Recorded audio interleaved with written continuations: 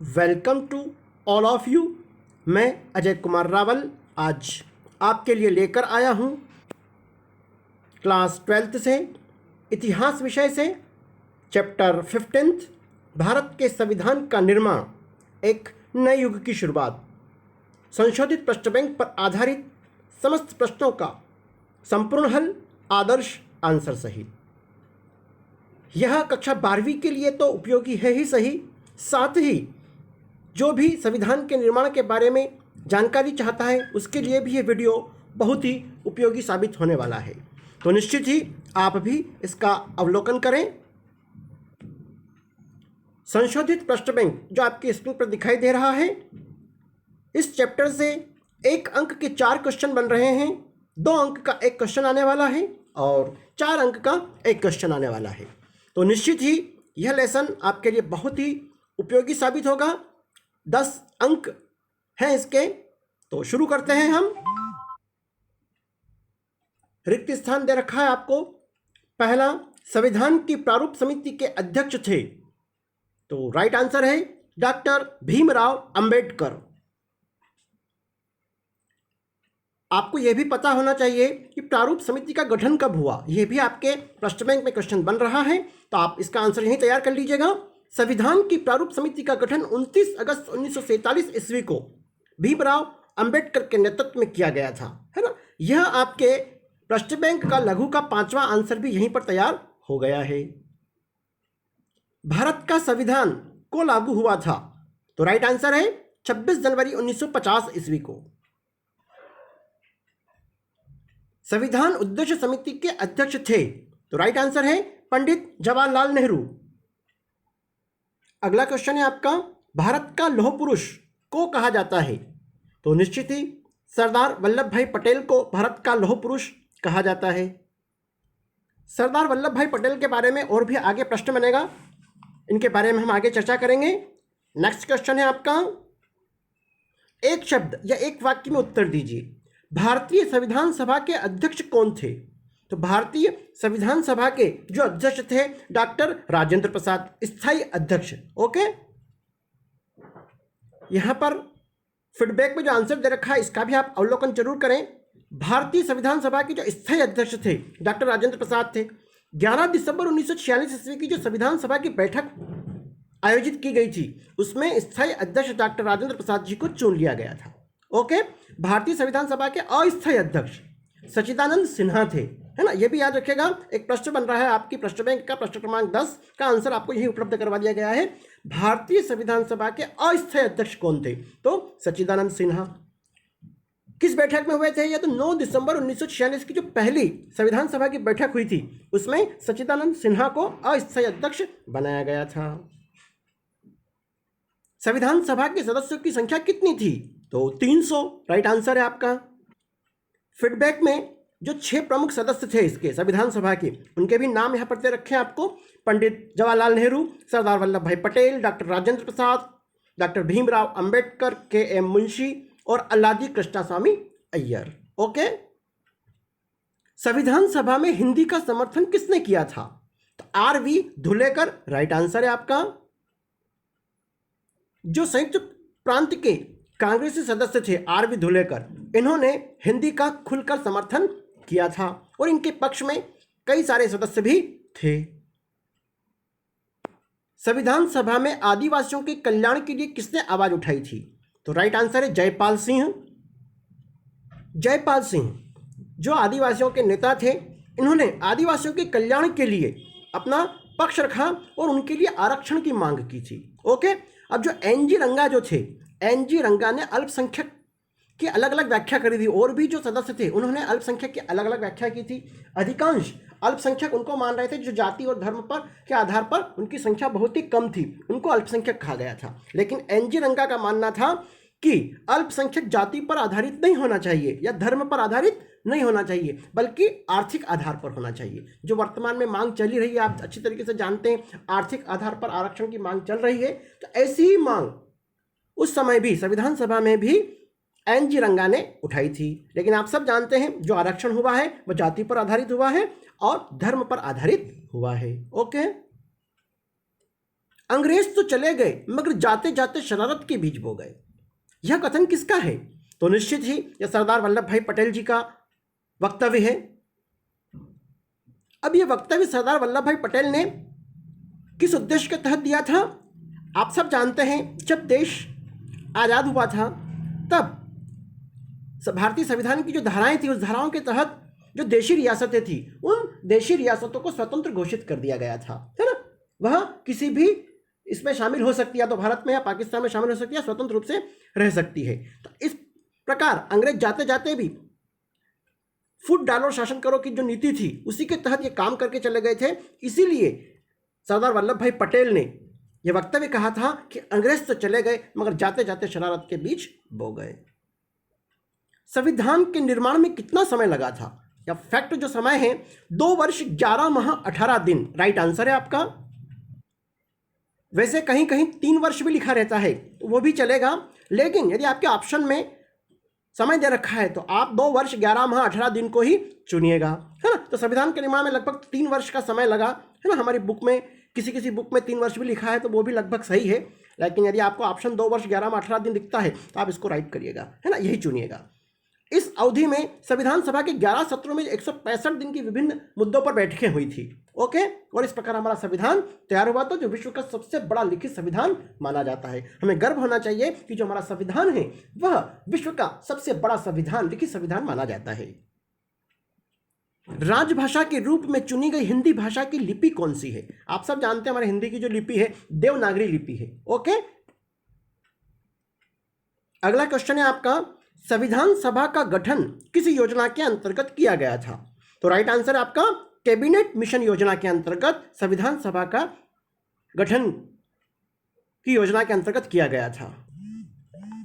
Cabinet mission जो मार्च 1946 ईस्वी में भारत आया था, उस कैबिनेट मिशन के 3 मुख्य सदस्य थे। कभी रिक्त स्थान में आ सकता है, वस्तुनिष्ठ में पूछा जा सकता है। Sir Stafford Cripps, A.V. Alexander और पैट्रिक लॉरेंस। तो कैबिनेट मिशन ब्रिटिश प्रधानमंत्री एटली ने भारतीय नेताओं से विचार विमर्श के लिए बनाया था तथा भारत भेजा था, ओके। तो इसी कैबिनेट मिशन के तहत ही उस समय वहाँ पर चुनाव हुए थे, भारतीय राष्ट्रीय कांग्रेस जो पार्टी थी उसके तहत, ओके। और उसी में से जो प्रधानमंत्री थे पंडित जवाहरलाल नेहरू, जो 1947 में प्रधानमंत्री बने हैं, तो उस समय जो चुनाव हुए थे वो उनके ही नेतृत्व में लड़े गए थे, ओके। संविधान सभा के अस्थायी अध्यक्ष कौन थे? जस्ट अभी हम चर्चा कर चुके हैं इसके ऊपर वाले प्रश्न में। सच्चिदानंद सिन्हा, जो 9 दिसंबर 1946 ईस्वी की पहली बैठक संविधान सभा की जो आयोजित हुई थी, उसमें अस्थायी अध्यक्ष के तौर पर सच्चिदानंद सिन्हा को चुना गया था। अब हम आ गए सत्य असत्य पर। महात्मा गांधी संविधान सभा के सदस्य थे, सत्य है या असत्य? तो ये असत्य है, महात्मा गांधी संविधान सभा के सदस्य नहीं थे। संविधान सभा का गठन माउंटबेटन योजना के अंतर्गत किया गया था, तो यह भी असत्य है। अभी हम जस्ट चर्चा कर चुके हैं, संविधान सभा का जो गठन हुआ है वह कैबिनेट मिशन योजना के अंतर्गत हुआ था, ओके। भारत का संविधान 26 नवंबर 1949 ईस्वी को लागू किया गया था, यह असत्य है।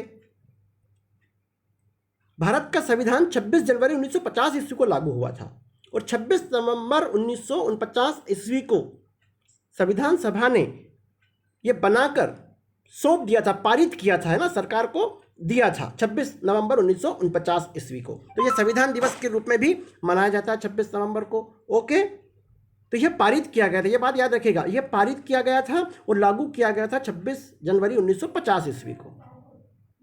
स्वतंत्रता प्राप्ति के समय भारत में 565 देशी रियासतें थी, बिल्कुल सत्य है यह।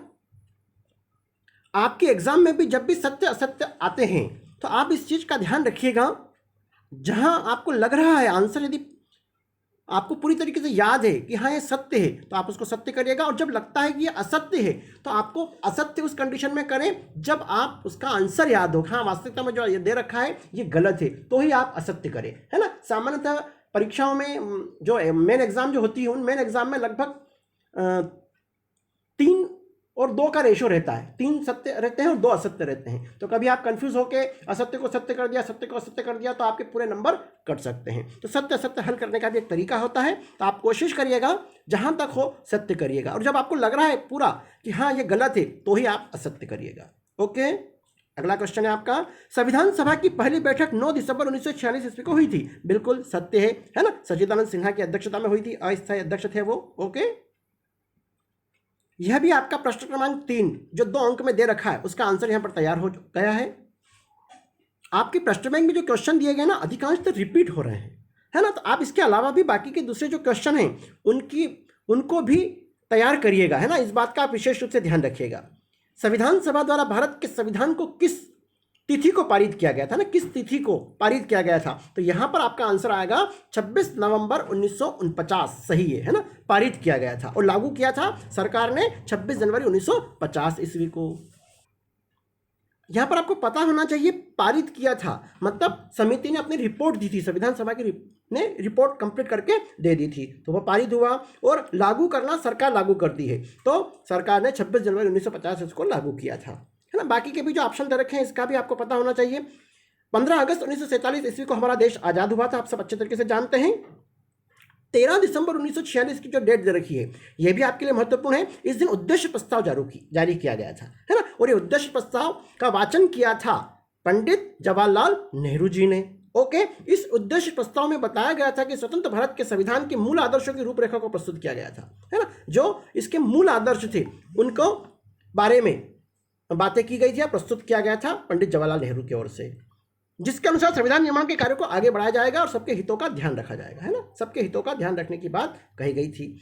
अब आपको यह भी पता होना चाहिए कि संविधान को 2 महीने क्यों रोका गया। उसी दिन जिस दिन पारित हुआ था उसी दिन लागू भी कर सकते थे, किंतु 2 महीने का इंतजार किया गया। इसके पीछे की भी एक स्टोरी है, एक इतिहास है, ये आपको पता होना चाहिए। तो 26 जनवरी को गणतंत्र दिवस के रूप में मनाया जाने लगा। जब देश आजाद नहीं हुआ था उसके पहले 1930 ईस्वी में 26 जनवरी के दिन स्वतंत्रता दिवस मनाया गया था। आप सब जानते हैं जो लाहौर अधिवेशन हुआ था 31 दिसंबर 1929 ईस्वी को लाहौर अधिवेशन में यह निर्णय लिया गया था कि 26 जनवरी 1930 से स्वतंत्रता दिवस मनाया जाएगा और हमारा देश आज़ाद हो गया 1947 को। इसको यादगार बनाने के लिए 26 जनवरी लोग भूले नहीं, इसलिए इस दिन हमारा गणतंत्र लागू किया गया। ओके, 11 दिसंबर 1946 की बैठक में संविधान सभा का स्थायी अध्यक्ष किसे चुना गया? बार बार प्रश्न रिपीट हो रहे हैं, लेकिन हमने प्रश्न बैंक का पूरा आदर्श आपको मिले इस हिसाब से प्रश्न ऐड किए गए हैं, ये भी हम चर्चा कर चुके हैं। 11 दिसंबर 1946 की संविधान सभा की बैठक में स्थायी अध्यक्ष डॉक्टर राजेंद्र प्रसाद जी को चुन लिया गया था। यहां पर आपको यह भी पता होना चाहिए डॉक्टर राजेंद्र प्रसाद जो स्थायी संविधान सभा के अध्यक्ष बने थे, यही 1950 में जब संविधान लागू हुआ तो ये पहले राष्ट्रपति बने थे हमारे। ओके,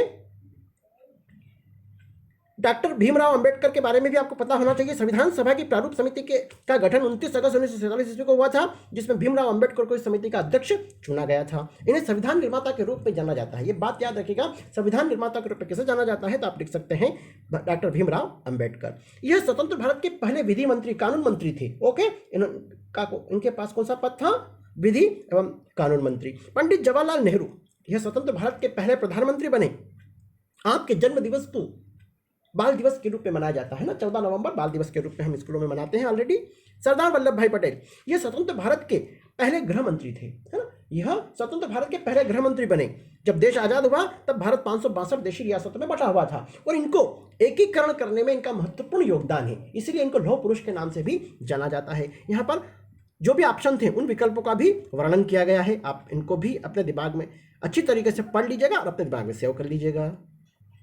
किसके नेतृत्व में और कब अंतरिम सरकार का गठन किया गया? तो निश्चित ही आप चर्चा कर चुके हैं, पंडित जवाहरलाल नेहरू के नेतृत्व में 24 अगस्त 1946 ईस्वी को अंतरिम सरकार का गठन किया गया। ओके, पंडित जवाहरलाल नेहरू के नेतृत्व में 24 अगस्त, याद रखिएगा 24 अगस्त 1946 ईस्वी को। 1 अगस्त को चुनकर आए थे जब चुनाव हुए थे 1946 में, तब भारत में भारतीय राष्ट्रीय कांग्रेस जो थी लगभग 82% सदस्य इनके ही थे। ओके, याद रखिएगा आप। संविधान सभा का उद्देश्य प्रस्ताव कब और किसके द्वारा प्रस्तुत किया गया? तो संविधान सभा का उद्देश्य 13 दिसंबर 1946 ईस्वी को, है ना। संविधान सभा का उद्देश्य प्रस्ताव 13 दिसंबर 1946 ईस्वी को पंडित जवाहरलाल नेहरू के द्वारा प्रस्तुत, है ना। टेस्ट के लिए आपको ऑप्शन भी लगभग मिलते जुलते ही दिए हैं, तो आप बहुत अच्छी तरीके से इसको अपने दिमाग में पहले सेव कर लीजिएगा। 13 दिसंबर 1946 ईस्वी को पंडित जवाहरलाल नेहरू द्वारा प्रस्तुत किया गया था संविधान सभा का उद्देश्य। संविधान की प्रारूप समिति का गठन कब किया गया और इसके अध्यक्ष कौन थे? तो संविधान की प्रारूप समिति का गठन 29 अगस्त 1947 ईस्वी को किया गया था और इसके अध्यक्ष डॉक्टर भीमराव अंबेडकर थे। निर्देश आपको दे रखे हैं, एक या एक से अधिक या सभी विकल्प आपके सही हो सकते हैं। ओके, अब जो हमारे क्वेश्चन शुरू हो रहे हैं, जो आपके संशोधित प्रश्न बैंक में 4 अंक के जो क्वेश्चन दे रखे हैं उनके आदर्श आंसर यहां पर बताए गए हैं और यह भी आपके वस्तुनिष्ठ प्रश्नों की तर्ज पर अब निबंधात्मक प्रश्न आपके तैयार होंगे। तो क्वेश्चन है आपका, महात्मा गांधी को ऐसा क्यों लगता था कि हिंदुस्तानी राष्ट्रभाषा होना चाहिए, जो हिंदी और उर्दू के मेल से बनी हुई नई भाषा थी, है ना। हिंदुस्तानी कौन सी भाषा हुई? हिंदी और उर्दू से मेल खाई हुई भाषा को हिंदुस्तानी कहा जाता है। तो ये राष्ट्रभाषा क्यों होना चाहिए, इसके लिए क्या तर्क दिए थे उन्होंने? तो आप लिख सकते हैं, हिंदुस्तानी भाषा न तो संस्कृतनिष्ठ हिंदी होना चाहिए और न ही फारसीनिष्ठ उर्दू, इन दोनों का सुंदर मिश्रण होना चाहिए, है ना, जो हिंदुस्तानी के रूप में सामने दिखाई दे रहा था। विदेशी भाषाओं के ऐसे शब्द लेने में कोई हर्ज नहीं है जो हमारी राष्ट्रभाषा में अच्छी तरह और आसानी से घुल मिल सके। इस प्रकार हमारी राष्ट्रीय भाषा एक समृद्ध शक्तिशाली भाषा होना चाहिए। उन्होंने हिंदुस्तानी के लिए तर्क दिए कि कोई भी विदेशी भाषा का शब्द यदि हमारी भाषा राष्ट्रभाषा में अच्छी तरीके से घुल मिल जाता है तो इस प्रकार हमारी राष्ट्रीय भाषा एक समृद्ध और शक्तिशाली भाषा बन सकती है। अगला तर्क उन्होंने दिया, बहुसांस्कृतिक भाषा हिंदुस्तानी विभिन्न समुदायों के बीच संचार की एक आदर्श भाषा हो सकती है ना। विभिन्न बहुसांस्कृतिक भाषा है ये, जो हिंदुस्तानी है ये बहुसांस्कृतिक भाषा है क्योंकि दो अलग अलग इससे मिली हुई है यह, तो निश्चित ही यह विभिन्न समुदायों के बीच संचार की एक आदर्श भाषा बन सकती है। हिंदू और मुस्लिम लोगों को तथा उत्तर व दक्षिण के लोगों को आपस में समान रूप से यह भाषा एकजुट कर सकती है ना। हिंदुस्तानी आप सब जानते हैं दक्षिण भारत में सामान्यतः हिंदी नहीं बोली जाती है, लेकिन हिंदुस्तानी जो उर्दू और हिंदी का जो मेल था तो यह सब लोगों को जल्दी समझ में आ जाती है। तो उन्होंने तर्क दिया कि हिंदू और मुस्लिम लोगों को तथा उत्तर व दक्षिण के लोगों को आपस में समान रूप से यह भाषा एकजुट कर सकती है। ओके, अच्छा प्रश्न है, महत्वपूर्ण है, वेरी वेरी आईएमपी है। इस प्रकार के क्वेश्चन एग्जाम में आते ही आते हैं। ये तर्क दिए थे महात्मा गांधी ने। संविधान सभा के किन्हीं 4 सदस्यों के नाम लिखिए। संविधान सभा के जो महत्वपूर्ण 4 सदस्य थे उनके नाम लिखना है। तो आप लिख सकते हैं पंडित जवाहरलाल नेहरू, डॉक्टर भीमराव अंबेडकर, के मुंशी, डॉक्टर राजेंद्र प्रसाद। यहाँ पर आपको एक और ऑप्शन देखा था महात्मा गांधी, तो आप याद रखिएगा संविधान सभा में महात्मा गांधी सम्मिलित नहीं थे।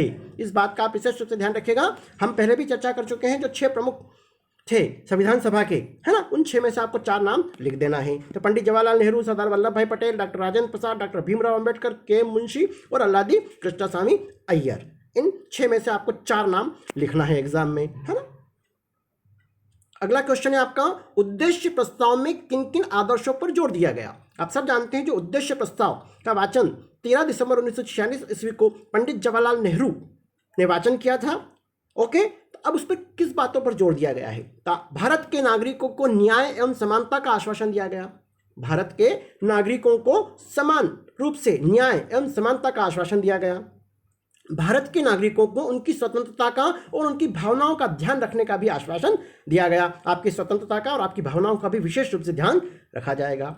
अल्पसंख्यकों, पिछड़े व जनजाति क्षेत्रों एवं दलित व अन्य पिछड़े वर्गों के लिए भी पर्याप्त रक्षात्मक प्रावधान भी किए जाएंगे, है ना। अल्पसंख्यकों के हितों के लिए ध्यान रखा जाएगा।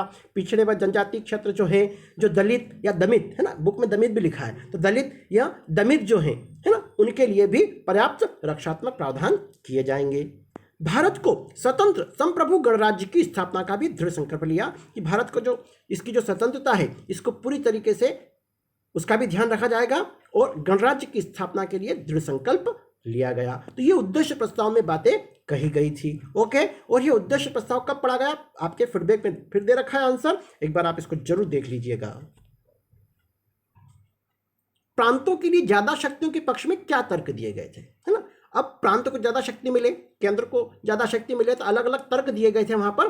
केंद्र को ज्यादा शक्ति मिले इसलिए कई सारे सदस्यों ने केंद्र को मजबूत बनाने के लिए तर्क दिए थे, लेकिन आपके प्रश्न बैंक में जो प्रश्न उपलब्ध करवाया गया है वो प्रांतों के लिए ज्यादा शक्तियों के पक्ष में क्या तर्क दिए थे। हम अभी प्रांतों की बात करेंगे। ओके, तो मद्रास के जो सदस्य थे के संथानम ने राज्य के अधिकारों को लेकर काफी शक्तिशाली दलीलें पेश की कि राज्य शक्तिशाली होना चाहिए। इसके लिए उन्होंने कहा, उनका मानना था कि न केवल राज्यों को अपितु केंद्र को शक्तिशाली बनाने के लिए प्रांतों को शक्तियों का पुनर्वितरण आवश्यक है। जो अभी शक्तियां प्रांतों को दी गई है वो बहुत ही सीमित है और ज़्यादा मात्रा में राज्यों को शक्तियां मिलना चाहिए, ये तर्क उन्होंने दिया। यहाँ जो लिखा हुआ है आप इसको आप अपने स्वविवेक से अपने शब्दों के माध्यम से इसको ढाल सकते हैं, अपने हिसाब से इसको ढाल सकते हैं। ओके, यदि केंद्र सरकार के पास जरूरत से ज्यादा जिम्मेदारियां होगी तो वह प्रभावी ढंग से कार्य करने में समर्थ नहीं हो पाएगा। निश्चित है कि यदि जवाबदारियां ज्यादा होगी तो निश्चित ही कई प्रकार की समस्या आ सकती है, तो राज्यों को भी ज्यादा दायित्व देना चाहिए। इसीलिए केंद्र सरकार के कुछ दायित्व में कमी करके उन्हें राज्य सरकार को सौंप देने से शक्तिशाली केंद्र सरकार का निर्माण किया जा सकता है। यदि शक्तिशाली केंद्र का निर्माण करना है तो राज्यों को ज्यादा शक्तियां मिलना चाहिए। इस प्रकार के उन्होंने तर्क दिए थे। के संथानम का मानना था कि राजकोषीय प्रावधानों के अंतर्गत शक्तियों का मौजूदा वितरण राज्यों को पंगु बनाने वाला है। जो वर्तमान में राज्यों को जो शक्तियां दी गई थी वो अपर्याप्त थी और इससे राज्य पंगु बन जाएगा। पंगु मतलब अपाहिज बन जाएगा या कोई निर्णय नहीं ले पाएगा या कमजोर हो जाएगा, है ना, क्योंकि भू राजस्व के अतिरिक्त अधिकतर कर केंद्र सरकार के अधिकार में थे। भू राजस्व जो भूमि से अंतर्गत जो कर थे सिर्फ उस पर राज्य का अधिकार था, बाकी पर केंद्र सरकार का हस्तक्षेप था। इसलिए के संथानम का मानना था कि ज्यादा से ज्यादा अधिकार प्रांतों को मिलना चाहिए। यदि राज्यों के पास धन ही नहीं होगा तो राज्यों के विकास परियोजनाओं का कार्यान्वित करना भी संभव नहीं होगा, है ना। जब टैक्स से पैसा ही नहीं आएगा राज्य के पास में, तो राज्य के पास पैसा ही नहीं होगा तो राज्यों के विकास और परियोजनाओं को कार्यान्वित कैसे कर पाएंगे, है ना, तो यह असंभव होगा। इस प्रकार विधानसभा के अन्य सदस्यों ने भी प्रांतों को ज्यादा शक्तियां देने के पक्ष में तर्क दिए और के संथानम का समर्थन किया। तो आपका वस्तुनिष्ठ बन सकता है प्रांतों के लिए ज्यादा शक्तियां के लिए किसने आवाज उठाई, तो आप लिख सकते हैं के संथानम। ठीक है, अच्छा प्रश्न है, महत्वपूर्ण है। आप चाहे तो बिंदु बना सकते हैं, आप चाहे तो पैराग्राफ में भी इसका आंसर लिख सकते हैं।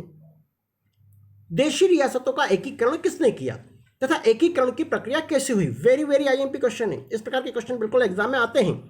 तो आपको प्रश्न के आधार पर पहला बिंदु आप बना देंगे। देशी रियासतों को भारत में सम्मिलित करने का कार्य तत्कालीन गृह मंत्री सरदार वल्लभ भाई पटेल ने अपने अथक प्रयत्नों और सूझबूझ से इस समस्या का समाधान किया था। ओके, तो जो देशी रियासतों को भारत में सम्मिलित करने का जो श्रेय जाता है उस समय के तत्कालीन गृह मंत्री सरदार वल्लभ भाई पटेल को जाता है। उनके अथक प्रयत्न और उनकी सूझबूझ से ही इस समस्या का समाधान हो पाया।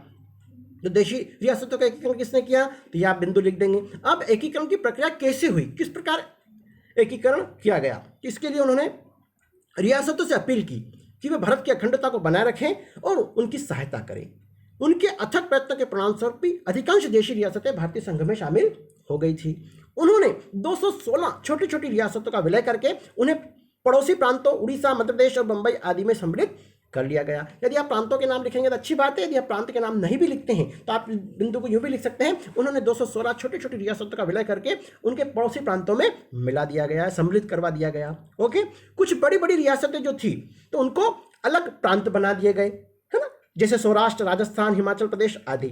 कुछ रियासतों को केंद्र शासित राज्यों का दर्जा दे दिया गया। कुछ ऐसे भी थे जहां पर कोई आसपास राज्य भी नहीं था और बहुत छोटे थे वो, तो उनको केंद्र शासित राज्यों का दर्जा दे दिया गया। इस प्रकार 15 अगस्त 1947 ईस्वी तक जूनागढ़, हैदराबाद और कश्मीर को छोड़कर शेष सभी रियासतें भारतीय संघ में शामिल हो गई थी। जब 15 अगस्त 1947 को देश आजाद हुआ उस समय समस्त जो देशी रियासतें थी वो भारत में सम्मिलित हो चुकी थी, 3 को छोड़कर, है ना। वस्तुनिष्ठ में आ सकता है कौन सी 3 रह गई थी, ये जूनागढ़, हैदराबाद और कश्मीर।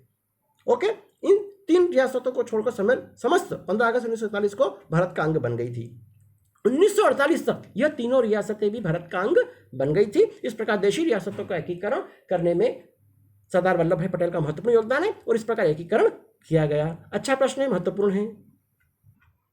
अगला क्वेश्चन है, भारतीय संविधान की प्रमुख विशेषताएं कौन कौन सी है ना। जो हमारा भारतीय संविधान बना है इसकी विशेषताएं भी एग्जाम में आ सकती है।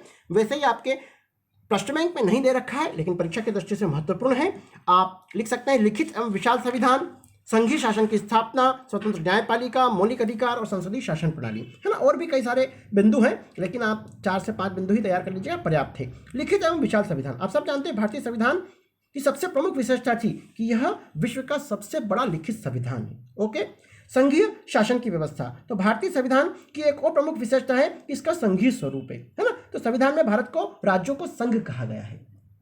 संविधान में भारत को राज्यों का संघ कहा गया। आप सब जानते हैं अलग अलग राज्य मिलकर ही भारत बना है। स्वतंत्र न्यायपालिका, भारतीय संविधान की एक और महत्वपूर्ण विशेषता थी स्वतंत्र न्यायपालिका की व्यवस्था, है ना। तो यहाँ पर न्यायपालिका, विधायिका और कार्यपालिका से यह स्वतंत्र होती है। ओके, भारत का सर्वोच्च न्यायालय जो होता है वह आप सब जानते हैं भारत का जो सर्वोच्च न्यायालय हमारी राजधानी नई दिल्ली में स्थित है। ओके, मौलिक अधिकार, आप सब जानते हैं भारतीय संविधान के अंतर्गत हमें कई मौलिक अधिकार भी प्रदान किए गए हैं, जिसमें समानता का अधिकार है, स्वतंत्रता का अधिकार है, शोषण के विरुद्ध अधिकार है, धार्मिक स्वतंत्रता का अधिकार है और सांस्कृतिक और शिक्षा संबंधी अधिकार दिए गए हैं। तो आप ये लिख सकते हैं, एक बार अपनी बुक का अवलोकन जरूर कर लीजिएगा, माना कि कभी प्रश्न आए तो आप लिख सकते हैं। संसदीय शासन प्रणाली, तो संसदीय शासन प्रणाली के अंतर्गत आप लिख सकते हैं, संसदीय शासन प्रणाली के अंतर्गत केंद्र में राष्ट्रपति और राज्यों में राज्यपाल शासन का संवैधानिक मुखिया होता है। ओके, लेकिन उनके पास आप सब जानते हैं नाम मात्र शक्तियां होती है। तो इस प्रकार भारतीय संविधान के प्रमुख विशेषता आप लिख सकते हैं। अच्छा प्रश्न है, स्वतंत्रता प्राप्ति के तत्काल बाद देश के समक्ष कौन कौन सी समस्याएं थी? यह भी आपके प्रश्न बैंक में नहीं है, लेकिन आपके वार्षिक परीक्षा के लिए अति महत्वपूर्ण क्वेश्चन है, तो आप इसको भी जरूर तैयार कर लीजिएगा। जब स्वतंत्रता प्राप्ति के बाद देश के सामने जो समस्या आई थी वही सांप्रदायिक दंगों की समस्या, शरणार्थियों की समस्या, देशी रियासतों के एकीकरण की समस्या और आर्थिक संसाधनों की समस्या। तो इसको आप एक एक दो बिंदु में डिस्क्राइब कर सकते हैं, जो आपके स्क्रीन पर दिखाई दे रहा है। सांप्रदायिक दंगों की समस्या आप लिख सकते हैं, विभाजन के समय दोनों देशों के नेताओं ने अल्पसंख्यकों की रक्षा का वचन दिया था, लेकिन सांप्रदायिकता की ज्वाला में दंगों को भड़का दिया और उससे निपटना सरकार के लिए बहुत बड़ी समस्या थी। शरणार्थियों की समस्या, विभाजन के कारण लाखों हिंदू और सिख परिवार पाकिस्तान को छोड़कर भारत आ गए, आने के लिए विवश हुए। लाखों की संख्या में इन असहाय बेसहारा शरणार्थियों को पुनः स्थापित करने की गंभीर समस्या भारत सरकार के सामने थी, स्वतंत्र भारत की सरकार के सामने थी। देशी रियासतों के एकीकरण की समस्या, स्वतंत्रता प्राप्ति के समय भारत में 562 देशी रियासतें थी, जिन्हें भारतीय स्वतंत्रता अधिनियम के तहत स्वतंत्रता प्रदान कर दी गई थी, है ना। भारतीय स्वतंत्रता अधिनियम के तहत उनको स्वतंत्र कर दिया गया था कि आपकी इच्छा हो उस देश राज्य में आप शामिल हो सकते हैं। ओके, तो यह भी बहुत बड़ी चुनौती थी। आर्थिक संसाधनों की समस्या, स्वतंत्रता प्राप्ति के पश्चात विभाजन के परिणाम स्वरूप भारत को आर्थिक संसाधनों में कमी का सामना करना पड़ा, क्योंकि विभाजन की वजह से भारत का काफी जो उपजाऊ क्षेत्र था वो पाकिस्तान के अधिकार क्षेत्र में चला गया, जिसके फलस्वरूप भारत में उद्योग धंधे, व्यापार, कृषि को गंभीर आघात पहुंचा, क्योंकि पर्याप्त मात्रा में कच्चा माल उपलब्ध नहीं था और जो कच्चा माल जहां था वो सब पाकिस्तान क्षेत्र में चला गया था। तो इस प्रकार ये आप समस्याएं लिख सकते हैं। अच्छा प्रश्न, महत्वपूर्ण है, यह भी आप जरूर तैयार करिएगा। दलित या दलित समूह की सुरक्षा के पक्ष में किए गए निर्णयों की विवेचना कीजिए। तो आप लिख सकते हैं, संविधान सभा द्वारा सुझाव दिया गया कि अस्पष्टता का उन्मूलन कर दिया जाए, है ना। जो दलित समूह की सुरक्षा के लिए क्या क्या निर्णय लिए गए, तो संविधान सभा द्वारा सुझाव दिया गया कि अस्पष्टता का उन्मूलन कर दिया जाए। जो छुआछूत वाली जो चीज समाज में थी तो उस पर पूरी तरीके से प्रतिबंध लगा दिया जाए, अस्पष्टता का उन्मूलन कर दिया जाए। हिंदू मंदिरों के द्वार सभी जातियों के लोगों के लिए खोल दिए जाए। ओके, विधायिकाओं और सरकारी नौकरियों में निचली जातियों के लिए आरक्षण की व्यवस्था की जाए। इस प्रकार दलित या दलित समूह की सुरक्षा के लिए निर्णय लिए गए। यह और दलित जातियों के लिए पृथक निर्वाचन क्षेत्र की मांग को मान लिया गया। ये वाला वाक्य गलत है ना, ये आपको ऐड नहीं करना है। ये आपको टेस्ट के हिसाब से यहाँ पर बिंदु दिया गया है, लेकिन ये बिंदु सही नहीं है। ये सिर्फ मांग रखी गई थी, लेकिन इस पर विचार नहीं किया गया। एक और महत्वपूर्ण प्रश्न, वेरी वेरी आईएमपी क्वेश्चन है, ये बिल्कुल आएगा आपके एग्जाम में, आप इसको जरूर तैयार करिएगा। संविधान सभा ने भाषा के विवाद को हल करने के लिए क्या रास्ता निकाला? तो संविधान सभा ने भाषा के विवाद को हल करने के लिए हिंदी समर्थकों तथा हिंदी विरोधियों के मध्य उत्पन्न हुए गतिरोध को समाप्त करने के लिए एक फार्मूला तैयार किया, है ना। फार्मूला आपको पता होना चाहिए, क्योंकि जो दक्षिण भारत के जो सदस्य थे वो विरोध कर रहे थे हिंदी का, क्योंकि उनके क्षेत्र में वहाँ की स्थानीय भाषा बोली जाती थी और हिंदी वो समझ नहीं रहे थे। तो हिंदी समर्थकों और हिंदी विरोधियों के मध्य संघर्ष की स्थिति उत्पन्न हो रही थी। तो इस गतिरोध को रोकने के लिए फार्मूला विकसित कर दिया गया। संविधान सभा की भाषा समिति का सुझाव था कि देवनागरी लिपि में लिखी गई हिंदी को भारत की राजकीय भाषा का दर्जा दे दिया जाए, है ना। जो देवनागरी लिपि में जो हिंदी लिखी गई है इसको राजकीय भाषा का दर्जा दे दिया जाए। किंतु समिति द्वारा इस फार्मूले की घोषणा नहीं की गई, क्योंकि उनका विचार था कि हिंदी को राष्ट्रभाषा बनाने के लिए क्रमशः आगे बढ़ना चाहिए। उनका ऐसा मत था कि हिंदी को राष्ट्रभाषा का दर्जा मिलना चाहिए, लेकिन समस्त जो सदस्य थे वो एक मत नहीं हो पा रहे थे और इसको सिर्फ राजकीय भाषा का दर्जा ही मिल पाया। आपको बड़ा जानकर आश्चर्य होगा कि हम सामान्यतः बातें करते हैं कि हमारी राष्ट्रभाषा कौन सी, तो हम कहते हैं हिंदी, लेकिन ये हमारे संविधान में कहीं भी इसको अधिकृत रूप से नहीं किया गया है कि हिंदी ही हमारी राष्ट्रभाषा है। हमारी राष्ट्रभाषा हिंदी नहीं है। ओके, उसको राजभाषा का दर्जा दिया गया था। तो फार्मूले के अनुसार क्या बातें बताई गई? यह निश्चित किया गया कि पहले 15 वर्षों तक सरकारी कार्यों में अंग्रेजी भाषा का प्रयोग जारी रखा जाएगा, है ना। ये जो अंग्रेजी जो सहायक भाषा के रूप में ली गई थी, ये 15 वर्षों तक के लिए ही थी, किंतु आज भी आप सब जानते हैं अधिकांश जो कार्य होता है वह अंग्रेजी में ही होता है। प्रत्येक प्रांत को अपने सरकारी कार्यों के लिए किसी एक क्षेत्रीय भाषा के चुनाव का अधिकार होगा, है ना। आप सब जानते हैं जो दक्षिण भारत के प्रांत थे वहाँ की उनकी क्षेत्रीय भाषा सब प्रांतों की अपनी अलग अलग होती थी, तो इसलिए यह भी अधिकार दिया गया कि आप एक क्षेत्रीय भाषा का चुनाव का अधिकार आपको होगा। इस प्रकार संविधान सभा की भाषा समिति ने विभिन्न पक्षों की भावनाओं को संतुष्ट करने तथा सर्व सुविधा युक्त समाधान प्रस्तुत करने के उद्देश्य हिंदी को राष्ट्रभाषा के स्थान पर राजभाषा घोषित किया। यह बिंदु आप बहुत अच्छी तरीके से याद रखिएगा, कहीं ना कहीं यह वस्तुनिष्ठ भी बन सकता है। अब हम आ गए हमारे अंतिम क्वेश्चन पर। विभिन्न समूह अल्पसंख्यक शब्द को किस तरह परिभाषित कर रहे थे, है ना। अल्पसंख्यक की व्याख्या सब अपने अपने हिसाब से कर रहे थे। तो कुछ समूह जो मुसलमानों को अल्पसंख्यक कह रहे थे क्योंकि इनकी संख्या हिंदुओं की अपेक्षा बहुत कम थी, है ना। संख्या के आधार पर और धर्म के आधार पर लोग अल्पसंख्यक की व्याख्या कर रहे थे। कुछ समूह दलित वर्ग को अल्पसंख्यक कह रहे थे और उनके हितों की रक्षा और आरक्षण की मांग कर रहे थे। कुछ समूह आदिवासियों को अल्पसंख्यक कह रहे थे और उनके हितों के लिए अलग निर्वाचन में आरक्षण की मांग कर रहे थे। कुछ समूह सिख को अल्पसंख्यक का दर्जा देने की मांग कर रहे थे। मतलब अल्पसंख्यक का जो शाब्दिक अर्थ अगर इस संविधान सभा के माध्यम से यदि हम देखें तो यह किसी जाति या समूह के रूप में इस्तेमाल किया गया था। ओके, लेकिन एनजी रंगा जो थे, एनजी रंगा और उनके साथी अल्पसंख्यक शब्द की व्याख्या समुदाय विशेष के लोगों की संख्या के आधार पर नहीं अपितु अर्थिक स्तर के आधार पर की जाना चाहिए। ये बहुत बड़ा एनजी रंगा ने उस समय अपना मत रखा था, जो आज भी भारतवर्ष में आप सब जानते हैं आरक्षण के लिए या अल्पसंख्यकों को जो दर्जा दिया गया है उसकी बहस आज भी हो रही है ना। तो ये अल्पसंख्यक शब्द का जो व्याख्या की गई है एनजी रंगा ने, उन्होंने कहा कि आर्थिक स्तर पर होना चाहिए और उनको अल्पसंख्यक का दर्जा दिया जाना चाहिए। वो अल्पसंख्यक कोई भी हो सकता है ना, और उसका मापदंड होना चाहिए आर्थिक आधार पर। ओके, तो यह अलग अलग अल्पसंख्यक शब्द की व्याख्या यहाँ पर की गई है, महत्वपूर्ण है। यह हमारा टेस्ट और अभ्यास कार्य पूर्ण हुआ। अब हम इसको सबमिट कर देते हैं। टेस्ट सबमिट करने के बाद व्यू स्कोर पर आ गए हैं, हम व्यू स्कोर देख लेते हैं। जैसा कि आप देख पा रहे हैं 100% अंक अर्जित कर चुके हैं। तो निश्चित ही जो संशोधित प्रश्न बैंक आया था उसका जो अभी आदर्श आंसर का हल अभी हमने देखा है टेस्ट के माध्यम से, तो सभी सही हैं। निश्चित ही यह टेस्ट और अभ्यास कार्य आपके लिए बहुत ही उपयोगी साबित होगा, वार्षिक परीक्षा के लिए अति महत्वपूर्ण है। आप इसकी तैयारी जरूर करें और मेरे YouTube channel your destination with Ajay Rawal को जरूर सब्सक्राइब करें ताकि लेटेस्ट वीडियो की सूचना आपको समय पर मिल सके। और वीडियो पसंद आया हो तो लाइक और शेयर जरूर करें, और कोई सुझाव हो तो मुझे कमेंट बॉक्स में जरूर बताएं। आप मेरे YouTube पर जाकर चैप्टर 1 से लेकर चैप्टर 15 तक के समस्त वीडियो क्लास 11th एवं क्लास 12th के प्राप्त कर सकते हैं। तो जुड़े रहें मेरे साथ, सीखने का एक नया तरीका, एक नए अनुभव के साथ। धन्यवाद। जय हिंद।